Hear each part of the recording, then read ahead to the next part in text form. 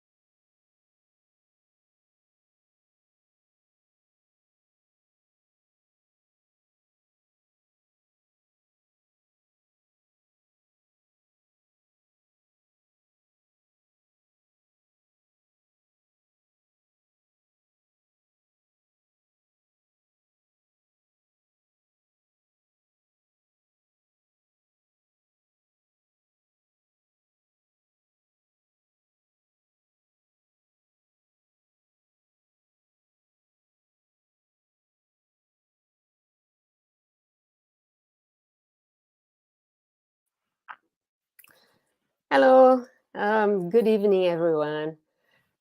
On behalf of the U.S. Spiritist Medical Association, I welcome all of you to the first webinar of the series, Spirituality in Mental Health. I want to thank you all for participating in this event, and I want to especially thank participants in Brazil and Germany who are in a time zone 2 and 6 hours ahead, respectively. Thank you. For those who are not familiar with Spiritism and with the Spiritist Medical Association, I will give a brief summary. Spiritism is a science supported by empirical evidence and is a philosophy based on the moral teachings of Jesus. The main tenets of Spiritism include the existence of God, or supreme intelligence, immortality of the soul, reincarnation, mediumship, and plurality of inhabited worlds. It is important to note that Spiritism is open to all beliefs and religions and has no discrimination whatsoever, including race, gender, ethnicity, or culture. The SMA-US is a nonprofit organization directed by Spiritist medical doctors, and its main objective is to support spirituality in healthcare, aiming to treat the body and to heal the soul.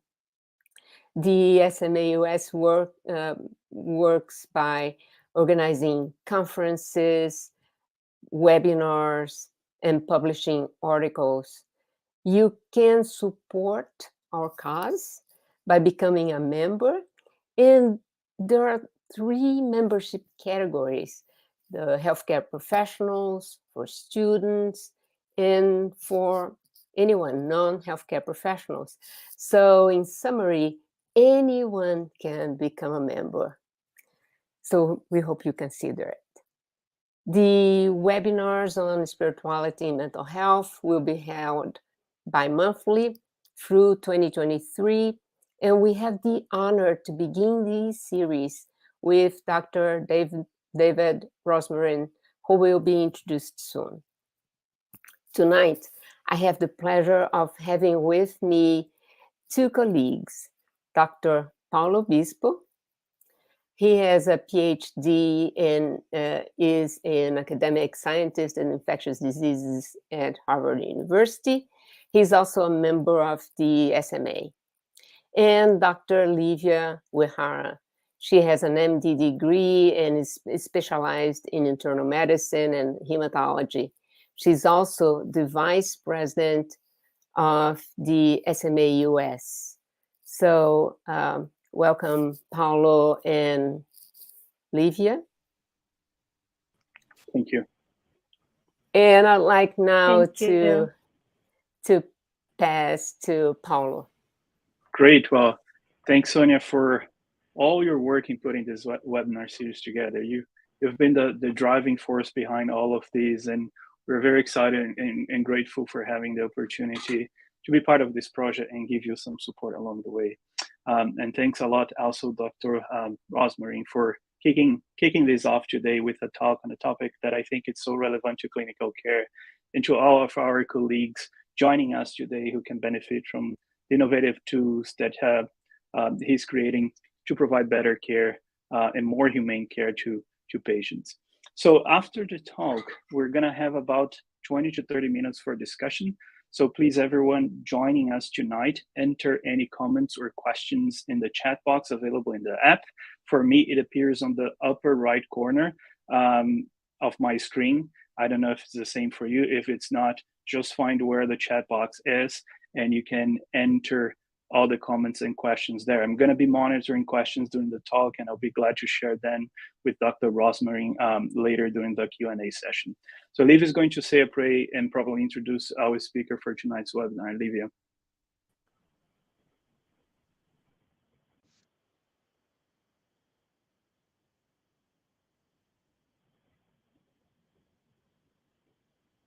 Good evening, everyone. In the following couple of minutes, I'd like to invite you to perceive yourself and to look for the divine and to find secret in yourself. If you feel comfortable, you can close your eyes to better concentrate. Be present and acknowledge why you are here tonight. Connect to yourself and to open. Lastly, but not least, raise your thoughts to God or to a higher power or to nature according to your belief. To thank for the opportunity to learn to better serve our patients and our community. So be it. It is a great pleasure for me to introduce our speaker tonight, who is going to talk to us about spiritual psychotherapy for inpatient, residential, and intensive treatment, Dr. Dave Rosmarin. He is assistant professor in the Department of Psychiatry at Harvard Medical School and director of the Spirituality and Mental Health Program at McLean Hospital. He received his PhD in clinical psychology from Bowling Green State University under the mentorship of Kenneth Perlman. He is also founder and director of the Center for Anxiety, a private practice with office throughout metropolitan New York and Boston. Dr. Rosmarin is a clinical innovator and a prolific researcher on the spirituality and mental health, who is widely cited in the media. He has published over 100 manuscripts, editorials, and chapters, and served as co-editor of the Handbook of Spirituality, Religion, and Mental Health. Welcome, Dr. Rosmarin.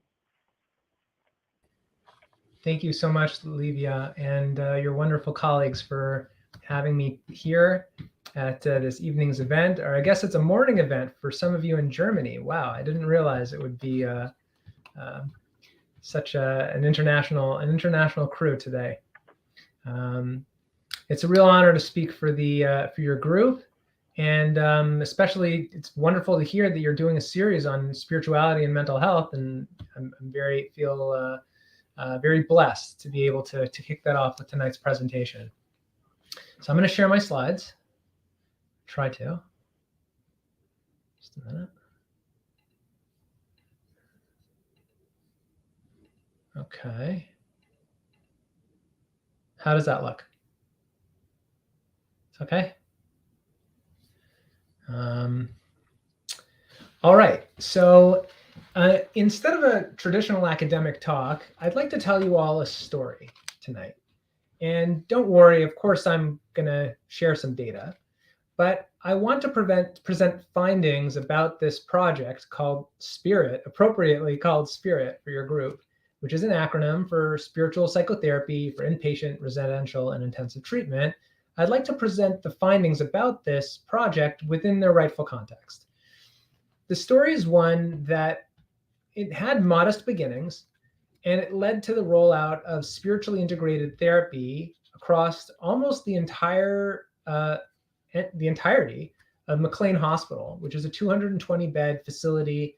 It's the flagship psychiatric training facility of Harvard Medical School. And today, the treatment is being provided to about 3,500 unique patients every year across all of McLean. The number of clinicians involved in the project, it's about 20 clinicians on any given time. And all of it grew very organically without a lot of formal processes or anything else, almost a spiritual phenomenon in of itself. And I do want to mention that my collaborators, mentors, and supports, and also my funding, this story would never have been possible without a whole team of individuals, both at McLean Hospital and elsewhere. This is the short list of over 100 people. And in particular, I'm very thankful to Kenneth Pargament, who was mentioned beforehand as my graduate mentor, Dr. Harold Koenig, I'm sure your group must have some sort of a connection with, and also our funding support, which is primarily philanthropy, but also in part funded by the John Templeton Foundation. And I don't have any conflicts of interest to disclose. I should also mention that the cases that I present today are, first, they have provided informed consent, but also names, images, identifying details have all been changed, not only to protect privacy, but also to convey more general truths about this area of research and clinical innovation, as opposed to specific cases, which is less interesting. So I joined McLean faculty 12 years ago as a postdoctoral fellow. And I went there to learn how to do intensive cognitive behavior therapy with acute psychiatric patients, people in very severe distress, anxiety, depression, psychosis, personality disorders, you name it, all of the stuff that's coming out now in spades throughout all of society and throughout America, throughout the world. But this was where I was stationed. And in the first week, really, I was approached by a female in her mid-20s. We'll call her Brianne. And Brianne came to me. It was during the lunch break. I was on break. She was on break. She wasn't in session. She was not on my caseload. She was just a patient in the program where I was training. And she came over to me and said, excuse me, can I talk to you about God? So Brianne wanted to discuss her problems, not in psychological terms, but in spiritual terms. And I'm a member of the Orthodox Jewish faith. I wear a yarmulke to work. And I guess this was a cue to her to say that I might be an appropriate person to speak to about her faith. But unfortunately, at the time, I was not the right person at all. I was a trainee. I was there to study cognitive behavior therapy. And although faith was an important part of my personal life, it really wasn't part of my professional life. I mean, that's not entirely true. I had done some research with Ken Pargament beforehand, and I was interested in researching it and studying it, but it was part of my research life. It wasn't part of my clinical life. I was never taught to really how to talk about this issue with patients before. And I didn't have my supervisor's permission. I didn't want to get fired. So I decided my lack of training and lack of status in the hospital, it's not a good idea to have the conversation. So I said to Brienne, speak to your case manager about a chaplaincy visit, only to find out later that day that we actually did not have a chaplain. Our hospital did not have a chaplain. Now we have a chaplain, by the way, but I'm skipping ahead. So what I didn't realize when I kind of brushed Brienne off is that she wasn't alone. Within 6 months of the start of my fellowship, at least 10 patients had come over to me with pretty much the same question as Brienne. Excuse me, can I please talk to you about God? Can I talk to you about faith? Why is God doing this to me? Why am I depressed again? It's not fair. Can you do anything? Can you pray for me? Any questions of a spiritual nature, they would come over to me. They wanted to address their spirituality in the treatment, in their psychiatric treatment. So after 6 months of this, I'm like, this problem is not going away, and I need to do something about this. So I went to my mentor, Dr. Thruster Bjorgvinsson, a fairly strong atheist, in fact, from Northern Europe, from Iceland. And he's the director of McLean, the psychology training program at McLean. And I told him about these trends that I was observing. And to his credit, he leaned across the desk and he pointed at me and he said, Rosmarin, many of our patients clearly have spiritual needs. We don't have any programs to address this. We have no treatments. We have no way of speaking to our patients about it. You don't even, yourself, you don't have the way to, have an innovation to speak with our patients about it. We need you to come up with something so that way when the next patient comes over, we're going to have something to say to them. What are you going to say? So now I'm really in a pickle because I have to do something about this. So I checked into the literature and there really was nothing that I could find. It's not entirely true, but there was nothing for acute psychiatry. There was nothing for acute psychiatric patients. So I teamed up with one of my interns and we basically developed materials for a psychotherapy group. The psychotherapy groups on this unit where I was at are 50 minutes long, 50 minutes long. Patients come to them on the hour, every hour throughout the day, and then they go home. It's a day treatment program. So we basically created a group akin to anything else that was in the program, just like you might have a CBT for anxiety group or a dialectical behavior therapy group on distress tolerance. We created a spirituality and cognitive behavior therapy 50-minute group. And a few weeks later, we had a draft of a therapy protocol. We were proud of our project, and we went to a staff meeting to present it with Dr. Bjorgvinsson's blessing, as it were. And we went there, and the team was very divided in how to handle this. In fact, I would say we got a fair amount of concern and pushback from fellow clinicians before they even read our protocol. And their concerns were that spirituality and religion can be a tense topic. What happens if patients decompensate? What happens if they fight with each other? What happens if they have different religious views and they try to convert each other? What if we offend somebody? What if we have psychotic patients who have religious symptoms? What do we do then? Is it going to be a mandatory group? Is it optional? How do we not come across in a way that's going to make us look really bad and potentially be iatrogenic even? And people were pretty up in arms about this whole thing. And one of the psychiatric nurses even was raising her voice, and Dr. Bjorgvinsson had to stand up. It was quite a scene. But we restored calm in the moment. And what we decided, what Dr. Bjorgvinsson suggested, which was accepted by the team, is that firstly, this would be a voluntary group. And I want to say that our spirit groups are always voluntary. That has actually stayed for the last, 10 years now. Clinicians could recommend that certain patients attend this, but it's really up to the patients. And I think that's probably true for all spiritual interventions, regardless of your discipline, whether it's psychiatry or another discipline, that patients really do need to have the right to participate or not. In any event, he also required, and I think this was very sharp to do, that we do a survey of our patients during the intervention. And we assess how are patients responding to this. Is it something they like? Is it something We wanted to get their feedback and to formally do so. And the advantage of that was also being able to publish our work. So we developed a brief survey. We got IRB approval, went through all the measures in order to do this. And we were given a reluctant blessing by the clinical team to go ahead. And we did. With trepidation, my co-leader and I took our protocol and we met with a group of 5 patients for the first time. The protocol was fairly simple, and it remains simple. This is sort of the first iteration of Spirit, as I'll tell you about soon. We have a brief introduction with some disclaimers. We open the discussion by asking patients a very specific question, which is, how is your spirituality relevant to your mental health? How is your spirituality relevant to your mental health? That's our question. And the reason we ask it is because we want the discussion that results to focus on their mental health as a goal and spirituality as a potential tool or process in order to help the patients to get better. This is really an intervention. It's a clinical intervention. And in order to do that, the goal has to be very clear to the clinicians and also to the patients. Also, the patients seem to like it. It makes them think, and it gets them to think about their spirituality in terms of their mental health, which is what you need to be doing if you're in a psychiatric hospital. Anyhow, after a discussion about that, it's about half the group right there, the disclaimers and then the discussion with the patients about how their spiritual lives are tied to their symptoms. Then we present patients with handouts. These handouts are, we've actually now developed 7 of them. At the time, we only had 2 at the time we did this initial study.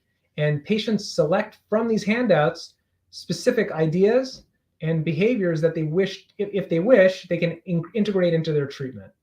So the patients are in the driver's seat the whole time. We guide them. We provide them with scaffolding or options for utilization of spirituality in treatment, and they select those options and then implement them into their treatment as they see fit. So that's our approach.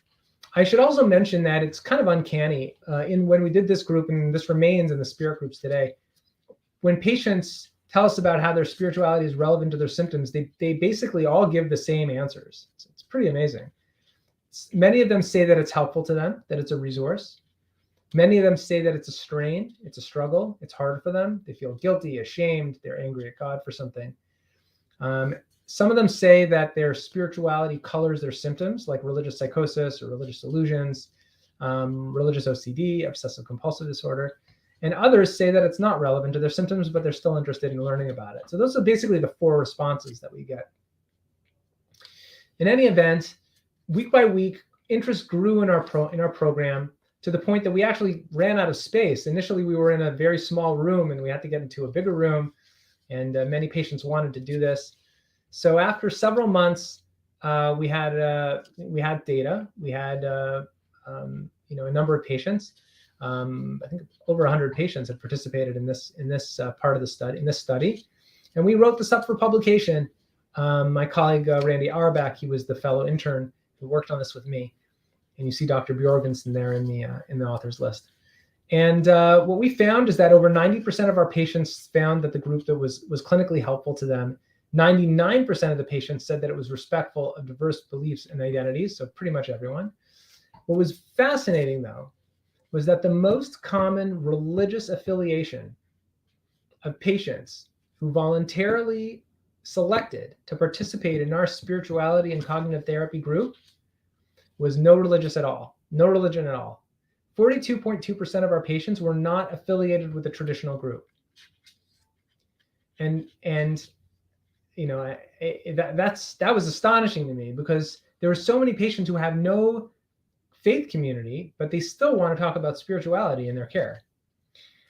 The most important thing, though, that came out of the study was that there were no decompensations, there were no adverse events, no one died, no one got into fights, no one, tried to convert each other. This was a peaceful conversation with patients, guided by a couple of clinicians in terms of their spirituality, and it was very, very well received.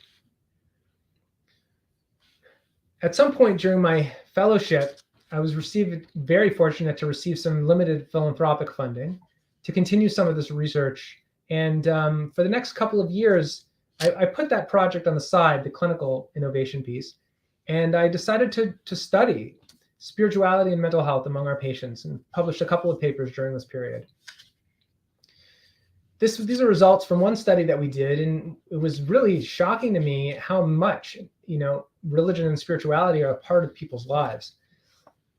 I want to mention that McLean Hospital is in northeastern United States. It's in the eastern part of Massachusetts. This is one of the least religious enclaves of the entire country. It's not Memphis, Tennessee. It certainly is not Brazil. It's you're more likely to find atheistic, agnostic beliefs out here than anywhere else in the country.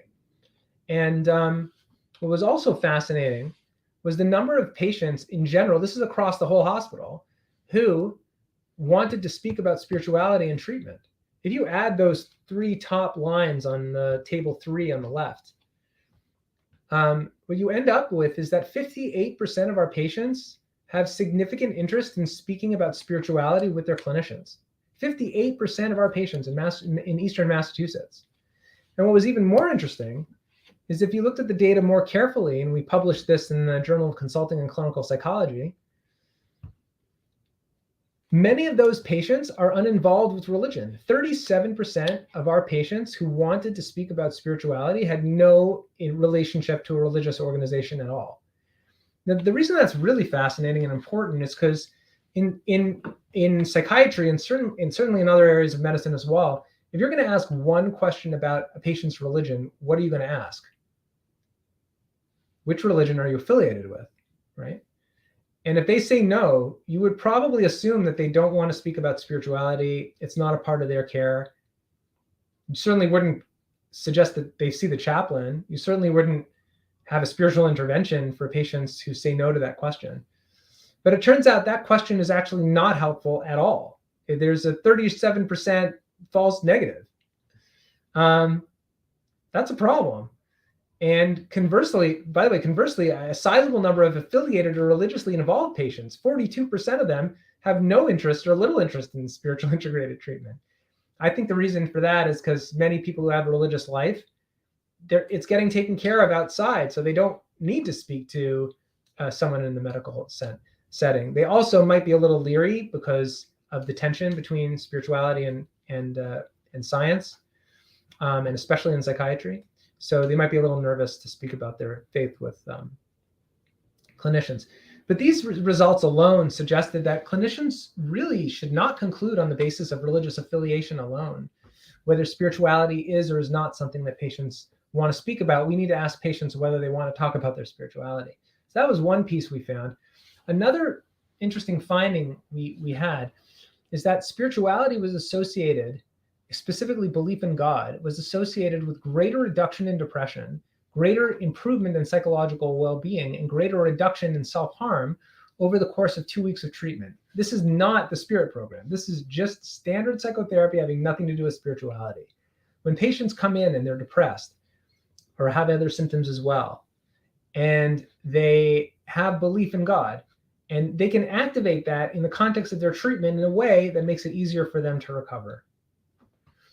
The difference here between patients with and without faith was about 0.5 of a standard deviation. It's a moderate effect size. That's the Cohen's D was 0.4, 0.5. It's pretty high. What was really interesting though is that to the extent that patients believed in God, they were more likely to have what we call treatment credibility and expectancies. They were more likely to believe in treatment. They were more likely to have faith, not only in God, but faith that they would be helped, that they could be helped by their clinicians and by their clinical team. Along these lines, only 2 subjects with no belief in God at all fell in the top quartile of treatment credibilities and expectancies. In other words, if you have a psychiatric disorder and don't have faith in something greater, it's very hard to have faith that you'll be helped, even by a place like McLean Hospital, which was #1 in psychiatry this last year. In another study, we looked at the effects of religion on suicidality. And in this study, it's important to note that spirituality was associated with was not associated with depression over time for this group, because these are geriatric patients with mood disorders. Individuals with mood disorders are going to have depression, whether they're religious or not. That's kind of the way it is. But we followed these patients every 3 to 6 months over a 3-year period. These are 80 adults, ages 55 to 85. And we assessed for spirituality and depression and suicidality over time. And what we found is that depression was not predicted by spirituality, but all facets of religion, belief in God especially, predicted significantly lower levels of maximum suicidality over time. The odds ratios here are very high. We're talking about one quarter as much as likely for individuals who have high importance of religion or they're affiliated with a religious group, and even a fifth as likely if you're attending services once a week, to have significant suicidality over the course of the study. Again, spirituality is a very important resource to individuals in psychiatric distress. So here we see this kind of maps on to what I mentioned many patients say in the group, which is that they have spiritual resources. Spirituality is something that gives them hope, it gives them purpose, it gives them meaning, it gives them a sense of connection, it can uplift them, it can give them something to do on a regular basis, it can give them a social network, which is built around that. It's hard to find another psychosocial variable that contains all these good critical ingredients. I'm not saying you couldn't replicate this in another way in a non-religious or non-spiritual context. You could have hope and meaning and purpose and social life in other areas. But it's hard to find one area where it's all packaged together so nicely. And that could be why spirituality and religion are such an important resource for individuals in the context of mental health concerns. However, as I mentioned before, many patients have spiritual struggles. They have aspects of their spiritual life which are a challenge. They might feel that God is being punitive to them. They might feel abandoned by their faith community. They might feel that there are parts of their lives that are they've done something, and that has created a spiritual void that cannot be repaired. They might feel very disconnected from their spirituality, from their faith, from their community, from themselves. And just like any area of life, if spirituality can create something positive, it's going to be able to do something negative. And spiritual struggles indeed are a risk factor for many aspects of mental health. And this one study that we published several years ago, divine spiritual struggles when patients have a belief that God is being essentially not fair to them, those are associated with significantly greater depression, anxiety, but most important with suicidality and less psychological well-being. These are huge effect sizes. Spiritual struggles account for 46% of the variance in frequency of suicidal ideation at intake. That is very clinically significant. The intensity and the frequency of suicidal ideation at intake can be largely predicted by patients feeling spiritual aspects of life. What's really fascinating is in a number of studies, spiritual struggles, these negative aspects of faith, are equally likely to occur in religious and non-religious individuals, and they're equally as impactful on patients' depression, anxiety, suicidality, and other symptoms among those two groups. So again, we're finding spiritual and religious identity is less of a predictor than we give it credence for. One positive aspect about this study, when individuals use religion to cope in a positive way, those are associated with greater improvements in depression, anxiety, and well-being in the same sample, although not reductions in psychosis. And those had large effect sizes, which is important, and it makes sense. If one of the reasons patients struggle so much is because of the aspects of spirituality, then including pieces of spirituality in treatment is actually potentially critical to the treatment of mental health disorders. Again, this is not just for religious individuals. We're talking about one of the least religious enclaves in the entire country. Here's another study that we're working on now. Briefly, the insular region of the brain, it's known to be more active in individuals with anxiety, and connectivity within that region means that it either goes online or offline together. Blood either flows very quickly to the insular region, or it does not, or it flows sort of intermittently. It's not all of a sudden. So people have a very strong insular response, a very strong anxiety response rather. They typically will have greater insular connectivity. The insular is like ready to go, ready to rock. It's either all on or all off. Higher connectivity indicates greater emotional reactivity, in other words. And in this study, 32 older adults, about half with mood disorders, half without, so we have some decent generalizability there.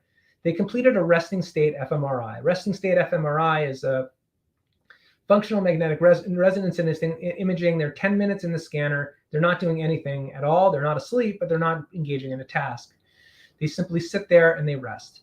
And they completed measures of spiritual struggle, which we regressed onto insular connectivity during resting state. And what we're finding is that spiritual struggles are associated with greater connectivity, greater neural signatures of emotional reactivity. And that's very similar to what we saw potentially. It's an explanatory mechanism for what we saw with the suicidality research. And this is a piece of work that we're currently focusing on. I have some more research that I can share with you, but I think for now that suffices. I'm going to fast forward a year later, though, a couple years later. After doing this, my research started to turn some heads within the medical center because I think they're compelling findings that really showcase the importance of clinical discussion about spirituality with our patients. And the administration of the hospital actually created, amazingly, a spirituality and mental health program across the hospital, and I was appointed as the director.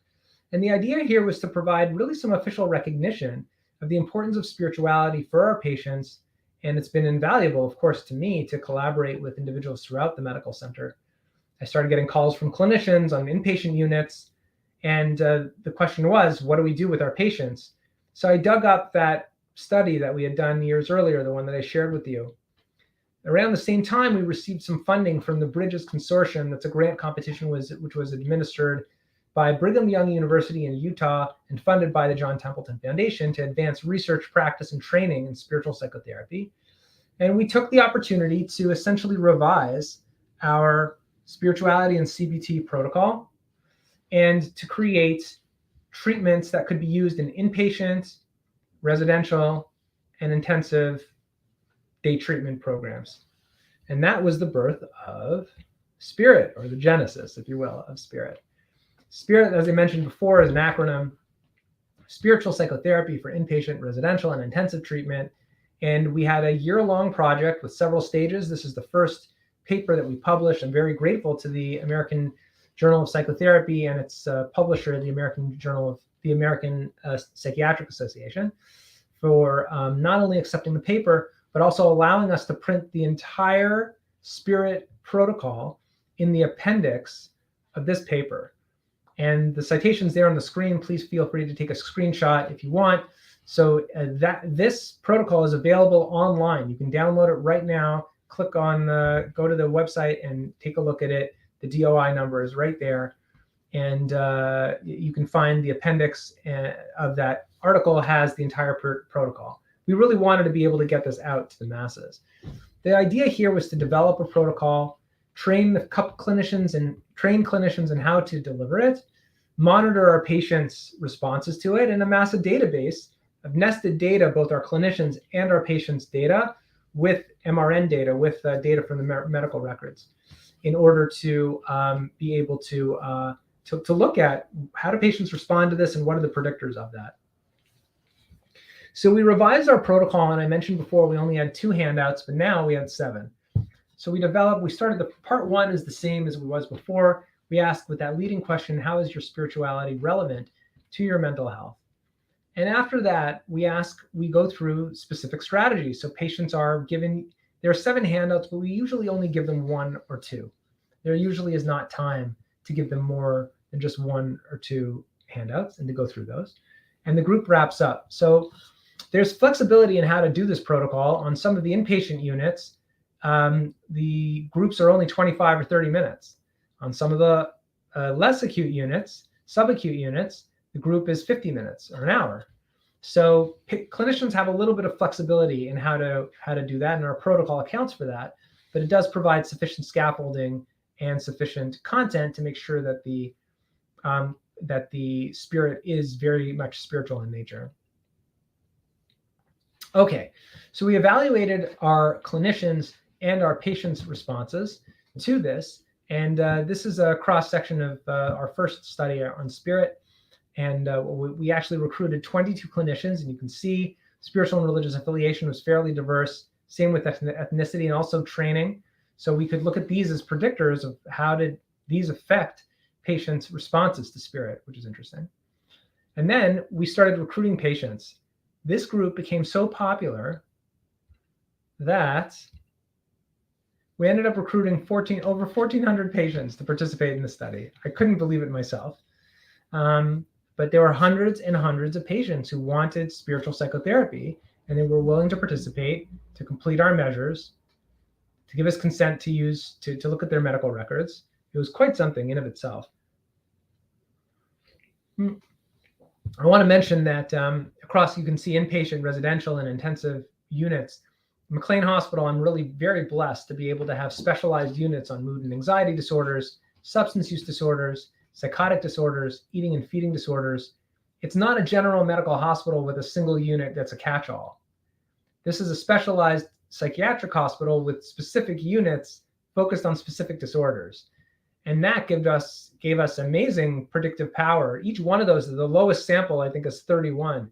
And even that, we can lump those psychotic patients in with plenty of others. So we have a very powerful database here, which we used, and I'll show you how, to actually look, does mood and anxiety disorders predict better response to spirit or worse? What about psychosis? What about patients with religious symptoms? Does that make it better or worse? So we did all this, and I'll show you the results in a couple minutes. You don't have to read these slides. Don't worry about the font size. The main point is to show how diverse the sample was, both in terms of affiliation and also in terms of diagnoses. People were, all types came to this one. All types, all stripes of spiritual and religious life, and all stripes of clinical life. And here are, in some ways, our main results, that patients found overwhelmingly that this group was something that helped them to identify spiritual and religious resources to aid in their recovery, and to assist them in a way of reducing their distress in the context of the hospital. I would say this is a fantastic report card for a program like Spirit, given the context that we were in. So this was our first paper on it, and after that, we really looked at the predictors. This is also published in the American Psychiatric Association Journal of Psychiatric Services, and the DOI is on the screen. You're also welcome to take a look at this one. Briefly, what we found is several really fascinating findings. If I would have asked you before clicking on the slide, is age, are patients who are older versus younger, are they going to respond better to spirit? What would you tell me? So many clinicians think that spirituality and religion is the kind of thing that's important to older adults as opposed to younger. And people who are millennials, they're not interested, right? Gen X, Gen Z, forget about it. 20, 30 somethings? No, that's not the case. We found no effect of age, even if you measured it in terms of geriatric versus non, or if you regressed it across the entire continuum of age, from 18 to 80 throughout the entire span of the sample. That was not a predictor. Same thing, in fact, for really all of these variables. In fact, even clinical characteristics were not predictive.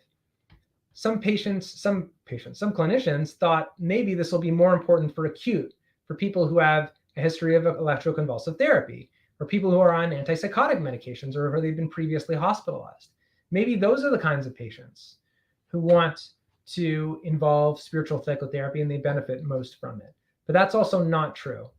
Patients in acute distress across the board seem to be interested and benefit from these types of treatments. Now, when it comes to religion, we did find effects. Individuals with more religious and spiritual life, whether it's belief in God, importance of religion, importance of spirituality, of course, a desire to discuss spirituality and treatment, all of those did predict greater benefit from spirit. However, the effect sizes are relatively low. In some cases, it's 4% of the variance, 5, maybe 10% of the variance, and with regards to desire to discuss spirituality and treatment. I also want to point out that 80% of patients with no religious affiliation, 200 out of 251 patients, said that at least they had some benefit from spirit. So that's pretty significant, that this is the kind of group that can really cut across regardless of individuals' levels of religion, although individuals with more spirituality and religion seem to get more out of it. Here is another really interesting finding, and this is in some ways the most interesting finding. Clinician religious affiliation, the bottom line there, what we found was a significant effect, which means that when clinicians were religious versus non-religious, one of those groups did a better job delivering spirit. They had the patients attending groups by clinicians who were religious versus non-religious. One of those groups was better. Can you take a guess which group? Well, before I tell you, you'll notice also age was significant. When we controlled for religion, age was not significant. When we controlled for age, religious was significant. So the age and also age and religion were correlated. So basically the age significance there is a function of religion. So getting back to our question, which group of clinicians do you think did better? So what we found was that unaffiliated clinicians with no religious affiliation, the patients who went to their groups actually reported more benefit from treatment than patients attending groups which were run by religious clinicians. That was one of the most interesting findings of our whole spirit study. And we, in fact, it was so interesting that Scientific American picked it up and did a whole article on it, which is kind of cool. Now, we tried to find out why, and why was this? And one of the reasons was that non-religious clinicians are using more dialectical behavior therapy when they deliver spirit. Religious clinicians are more focused on change. They're more focused on cognitive behavior therapy. They want their patients to change. This is interesting because this tells us in some ways about the importance of how somebody goes about delivering spiritual psychotherapy. When we use DBT, there's something called dialectics. Dialectics is a focus on both acceptance and change at the same time. Human beings are complicated. And when someone's depressed, yes, they need to get out of bed. But also, yes, it's hard for them to get out of bed. And both of those are true.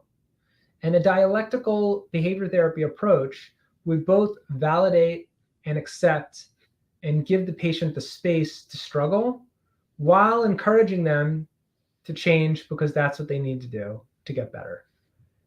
That balance is critical in the delivery of spiritual psychotherapy. By contrast, when individuals take a very concrete approach, this is what you need to do and you must do it now. That approach in spiritual psychotherapy seems to, which is interestingly more likely to happen among religious therapists, seems to take away to some degree from the treatment that we're providing. And I think it really cuts across all of mental health. When patients are depressed, when they're anxious, when they're struggling, when they're not doing what they are supposed to be doing, there's a balance between acceptance and change. And definitely in the realm of spirituality, we have to be even more accepting.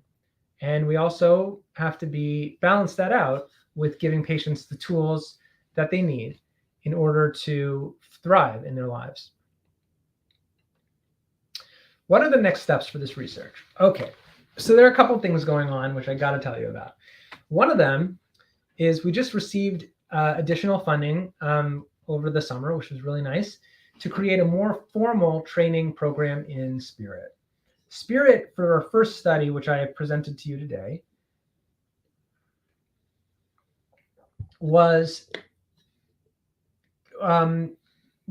got off the ground in a very grassroots manner. The 22 clinicians that we recruited, they were all from McLean. They were all people who were relatively known entities to us. We gave them the protocol. We met with them a couple of times. We said, go for it. If they had questions, they called us up. It was all in-house. Everyone had my extension and my email address. It wasn't launching it for other medical centers or for the masses. But in order to do that, in order to get other folks to potentially be trained in spirit and to provide this interesting treatment, to expand beyond McLean, what we are doing now is to create a more formal training program. And that's being done. We have already, in fact, almost completed our training video, which is an 80-minute video, 80 minutes, not too long, and a short exam afterwards, which anybody could do well on if they just paid attention to the video. It's very, very simple, not a grueling exam.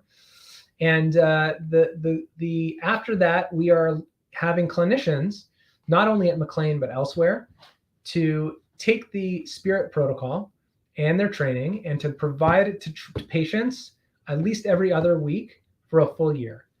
And they receive a certificate from us upon completion, and also a $500 honorarium, which is very nice to be able to provide to them.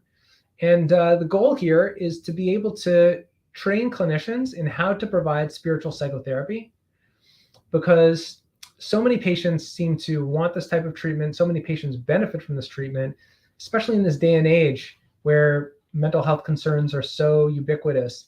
And we live in an era where uncertainty is so common and people utilize spirituality to deal with that uncertainty. This is the kind of thing that we think makes a lot of sense. So since starting this project, now the University of Pennsylvania, I'm collaborating with some colleagues over there, Dr. Atasha Jordan, and also Dr. Kim Arnold, and some other folks in chaplaincy. And they actually just visited us at McLean the other day. So they're actually a site for our study, and we're working very closely with them. We were just in touch with some folks at Cornell University in psychiatry who now want to do this. I have some colleagues in the Netherlands who are now focused on potentially doing this. I was in touch with some folks in Brazil today. We got an email from someone in Australia, so who knows where this is going to go. I will mention that if anybody here today works in acute psychiatry or has colleagues in acute psychiatric who work on acute psychiatric units who want to learn how to do spirit, by all means, please do reach out to my program. Our website is spirit.mclean.harvard.edu. And please do reach out, and we'll be happy to talk with you or your colleagues about how to get trained in spirit. I'd like to make a couple of concluding remarks, and then hopefully we'll have a chance to have a conversation. I really want to hear what you have to say about this body of work, and so we can learn from each other. So this is a picture that many of you might think is a football game, especially with the World Cup going on, or if or a concert, but it's not. This is a picture of the most widely utilized mental health treatment in planet Earth today. And I know what you're thinking. It doesn't look like a mental health treatment, but in fact it is. This is the biannual conference of Alcoholics Anonymous. 12-step programs for alcohol alone have millions of individuals worldwide. This is a fully spiritually based approach to a mental health concern. My colleagues who do cognitive and dialectical behavior therapy, and myself too, I'm a CBT-DBT therapist, I think they miss something, that yes, we have evidence-based approaches to dealing with mental health concerns, and those are effective, helpful, they're amazing. And it's important to get trained in them and to be able to provide them to patients. But the biggest problem in psychiatry today isn't the availability of treatments. It's the fact that people don't come in the door. Go check out the NIMH website. Look at any number of disorders, and what you'll find is less than 50% of people with mental disorders come in for credible treatment. It might have changed over the last couple of years, but it's still not nearly, our dissemination rates are not nearly where they need to be. When we involve spirituality, though, the patients want to come in. They can literally fill a stadium. I found this in some ways in my own work. Spirit did not start with me. It started with my patients. The reason why we do this work, why I do this work, isn't only because it's important to me. It's because it's important to the people that I serve. And I think that above all, in some ways, that gives me the most meaning of anything in this work on spirit. Here's my contact information. Please do be in touch, and thank you all for coming tonight.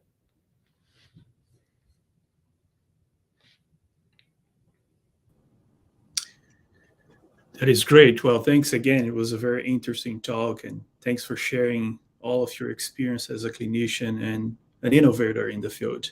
Very interesting tools that you're developing there, and it's very nice, and I think it gives us a lot of hope that we can potentially change the way that patients are treated in the future and incorporate other aspects of our existence that is so important to us, right? As the way that we function as social beings, and the way that we interact with each other, and the way that we see ourselves and deal with our problems and disorders. So that was very interesting. We do have a couple of questions here in the chat box. So the first one is from Livia, our friend Livia.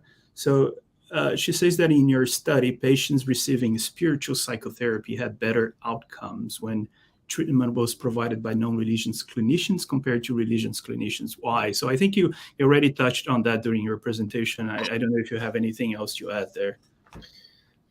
I think that non-religious clinicians providing spiritual psychotherapy need to be particularly open-minded, and they need to be more focused on what's best for the patient. There's no self-agenda at all. There's simply, I want to service this patient's spiritual needs, not because it means anything to me, but because it means something to them.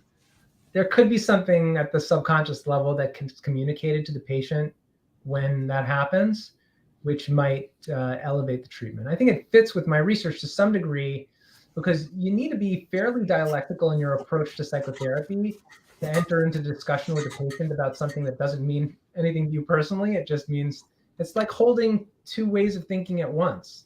There's my way of thinking in general, and then there's what the patient thinks, and trying to create some connection between the two. So those are a couple of musings for what they're worth. Interesting. So there's a related question here in the chat box as well that says, do the non-affiliated clinicians consider themselves spiritual in some way? Those were individuals. That's a good question. I have to look back at our data. Whoever sent that question, you can please send me an email. I'll have my research assistants look into it. I believe it was individuals who were spiritual or religious versus people who are not, but I have to check. Yeah, that's an interesting thing, and also it was very interesting to see that a lot of your patients were actually non-religious, right? So they had no religious affiliation, but they still see or they think that there is an importance of talking about spirituality in their treatments. Sure. And that's something I think very interesting, and that nicely dialogues with our view in the Spiritist tradition that was mentioned by Sonia in the intro. That, although religion can help us definitely, develop a spirituality, but I think, and we think in this tradition that spirituality transcends religions, right? So clinicians can be non-religious, but still, have spirituality, and patients likewise. So I was curious to know, how do you approach treatment of these patients that are non-religions, and how do you adapt the questionnaires to treat these patients? Because I see, a lot of the tools here, involved like meditating on Psalms or sacred verses, all things that non-religious people are not familiar with, and maybe they're not inclined to practice as well. Yeah, that's a good question. There really aren't too many adjustments or adaptations of the program to religious versus non-religious clinicians. You mentioned two of the handouts. So I'll tell you what happened. It was actually very interesting. In the first iteration of the spirituality and cognitive behavior therapy group, this is back, 2012, 2013, 2011, 2012. One of the most common comments that we received from patients was that they wanted to have more religious content in the treatment. So that is a subset of patients. It's not everyone, but there are many patients for whom they didn't want to have their religion taken out of the discussion completely. So what we did is, when it came to the Spirit Manual, several years later, we included one handout, which is meditating on the Psalms, and another one which was set for sacred verses. Now the clinician has the option whether to use that handout with the group. So if you're meeting with a group of people and they're all, or the vast majority have a Catholic or a Protestant background, or they're from a certain religious tradition, it might be like, you know what, let's use this handout today because that seems to be what matches the patient's needs. Or if a specific patient has those needs, you might present it to them. But the clinician does have a little bit of flexibility in how they use the protocol. Those handouts are used a lot less than the other ones. The first two are used almost all the time. So there is some adaptation, but it's really at the discretion of the clinician, and I trust the clinicians to be able to make those judgments. Interesting. So they use those handouts in combination usually. Well, out of the 7 handouts, usually only 1 or 2 get used per group. Mm-hmm. So clinicians will usually the number 1 or number 2 gets used, and then usually maybe 1 other. So if a lot of patients have spiritual struggles that week, then we'll use the spiritual struggles handout. If prayer is a main theme during the first part, then they'll talk about I think we call it the power of prayer, that handout. So, but it's up to the clinician really to decide which handout to use.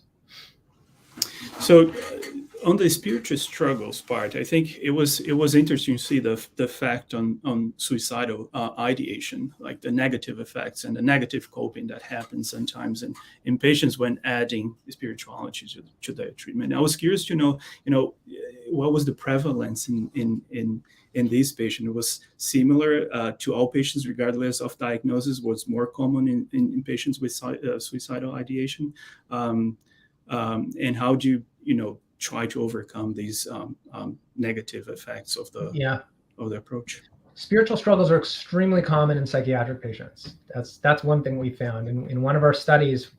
60-70% of our patients having at least some degree of spiritual struggle, and again, not related to their levels of religion. Again, how do we deal with these? I think that was really the question that you asked at the end. I should mention it doesn't seem to be related to diagnosis. So it's not that psychotic patients are more likely than depressed patients who are less likely than anxious patients. That doesn't seem to be, but the intensity of patients' symptoms within those categories, and also their levels of suicidality across the board, which is independent of diagnosis, right? So you can have anxious or depressed or psychotic patients who are suicidal, eating disordered patients who are or not. That does seem to be related to it. In terms of how to handle it, the Spirit protocol way of handling it, and I've done this personally in my own caseload, but also just beyond that, this seems to be the rule of thumb that I certainly on a consulting basis advise our clinicians at McLean, is mostly to hear out the patient, to listen to them, to get them to articulate it. In many cases, they have never spoken about their spiritual struggle before. Mm-hmm. They haven't spoken to their faith community because they're embarrassed, and they haven't spoken to a clinician because, well, nobody ever asked about it ever. So often a patient is speaking about this fear, anger towards God, the feeling of being punished, being alienated by their community, things that have happened to them, being, who knows, abused by clergy, whatever it is, often for the first time. And just giving them the couple of minutes to talk about it is such a gift. As a psychotherapist, that's tremendous. Do you see like an association with, some limitation ideas that sometimes are disseminated through religion, right? And we sort of absorb and incorporate that into our way of thinking, and in these kinds of struggle, you have to do this, you have to do that, and this kind of things, because that's can generate anxiety for sure and stress. Sure. The data I've seen does not suggest that certain religions are more likely than others to promote struggle. So, for example, more Orthodox traditions are more less faith-based, more doctrine-based, more participation-based, more ritual, like groups that have more rules. Mm-hmm. That doesn't seem to be. It seems to be more the way that people interface with their faith as opposed to what their faith is. You see. So often what it comes down to is connection. Does a person feel connected to something greater than them? Is that a source of solace, or do they feel punished and thrown off? Are they engaging in the rituals to connect, or are they engaging in the rituals to ward off some sort of evil demon? Mm-hmm. it's more the way that you interface with it than what you're doing. Does that make sense? Yeah, sure thing. Yeah. So I think we have a couple of more questions here, Great. and we probably have if you have more time to stay with us, probably another 5 or 10 minutes here, I guess. So let's see. The next question, I think we already discussed that. So there's one here is, do you have reports of how patients felt when the Spirit program ended, and what was the shortest time for improvement?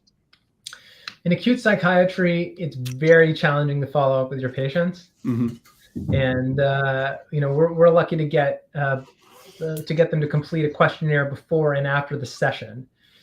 We do get their data when they leave the hospital. That is one thing that we do. So we get their data when they start at the hospital, and then when they leave the hospital, and before and after the group. That's typically the extent of it, unless they've had multiple hospitalizations, in which case it's a complex patient anyway. What's the data? It's much more complicated. I do think at some point, and in some of the other work I've done, really modeling over time and following how does spirituality unfold. Like I mentioned along the longitudinal studies we did with our geriatric patients, that was 3 years long. So we do have some of that kind of data, but with treatment, especially acute psychiatry, that's a tough one. Methodologically, it's tough. So all the patients treated are hospitalized, right? They're not outpatient care. Yeah, well, there's intensive outpatient, so they go home at night, but it's a day treatment program. They're 6 hours a day, so that's it's acute or subacute. I was thinking about that because, given the burden of mild to moderate mental distress in patients that are not hospitalized in our population, they're usually treated for long periods in outpatient care settings. I was wondering how broadly applicable this tool is, and if you could, use this to treat other disorders in patients with more chronic conditions who could benefit from, integrating spirituality as well in their psychotherapy. Yeah, it's a great question. Adapting the psychotherapy to include spirituality for outpatient settings is one thing. And I think also a lot of the members of SMA, especially, really internationally, but especially in the United States, are probably medical practitioners who are not in psychiatry and not practicing. So that's an even different model of how do you do this in primary care. What are the questions to ask? How do you interface with your patients? To me, there's really I'm going to address the latter question. I think what I would recommend on this is to ask your patients, is spirituality a resource for you? And does it make it easier for you to cope with your life? And is it a struggle for you? Does it make it harder for you to cope with your life? Those are really the two stems that I would go with. And how long of a conversation is that going to be? 3 minutes? 2 minutes? To me, that seems probably the most sensible for a outpatient medical setting. Outpatient psychology or psychiatry setting, there's work being done to integrate into outpatient treatments. That depends on diagnosis. It depends on, religious culture, a number of different things. I've done some of that work myself, but Spirit is more for psychiatric hospital settings. That's very nice. So let's see. I think we have 1 or 2 more questions here. Kirsten was curious if the Spirit program protocol is located on a website that other curious clinicians can have access to. So you mentioned that is in the supplemental materials of the paper. So the paper is open access, this paper? Or? It is open access, yes. I contacted the journal last year, and they released the embargo on it, and it's available to everyone. That's great. Yeah. Is that in any other platform as well that is easily accessible to people who are not familiar with PubMed? Or I think it's on our website. Okay. I think it's on our website. If not, let me check on that. It definitely should be on our website. I'm just gonna make a note for my RAs to put it on there, which is and maybe I'll even just type that in the chat myself if I can. I think you can. I don't know if I can. Under comments, probably not. I think only the private chat. Yeah, that's fine. It's spirit.mclean.harvard.edu. That's our lab website, and spirit.mclean.harvard.edu. And if you Google, that's what I did to find the paper, Spiritual Psychotherapy for Inpatient Treatment. You're already going to see Dr. Rosmarin name, and it's going to take you to the page of the American Journal of Psychotherapy. So it's under supplemental materials. The whole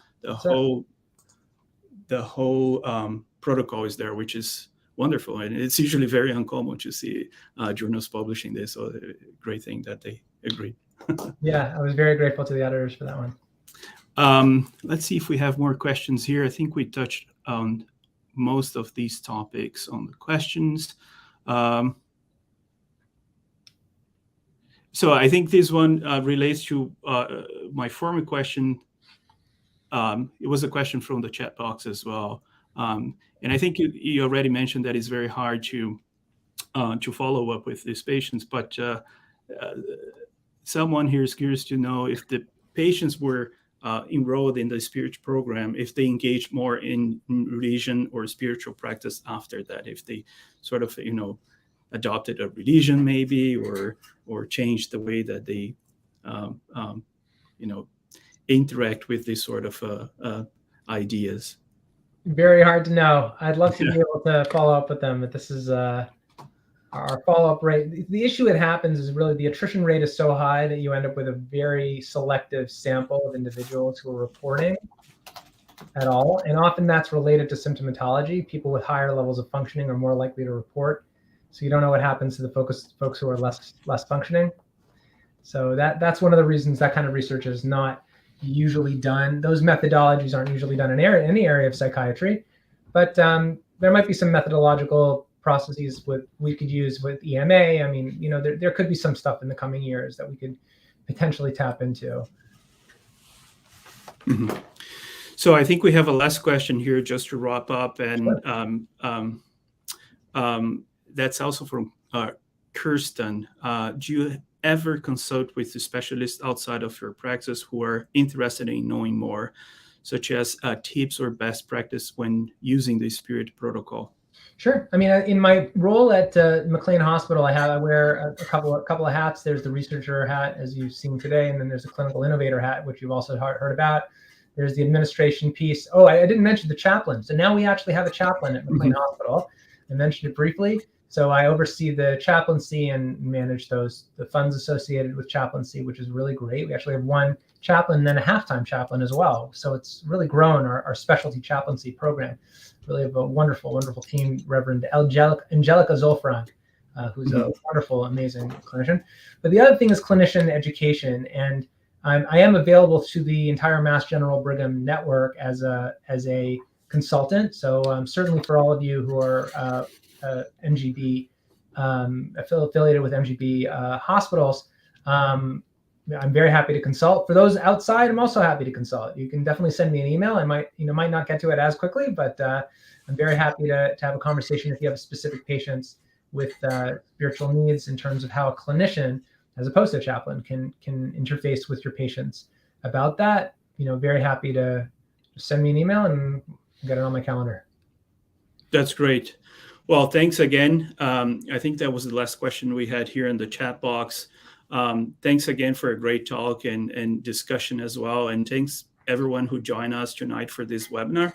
This was, again, the first of a webinar series that is being put together by the U.S. Spiritist Medical Association and by Sonia. So the next webinar has been already scheduled for February, and it's going to be given by Dr. Lane Drysdale, and she's going to talk about the spirituality and guiding clinical practice in mental health care. So if you want to know more about this webinar series and the next scheduled talks, please visit our website, sma-us.org. Again, sma-us.org. And then you go to events, and then you're going to find all the future events there and some of the past events as well. So thanks again, everyone, and have a great night.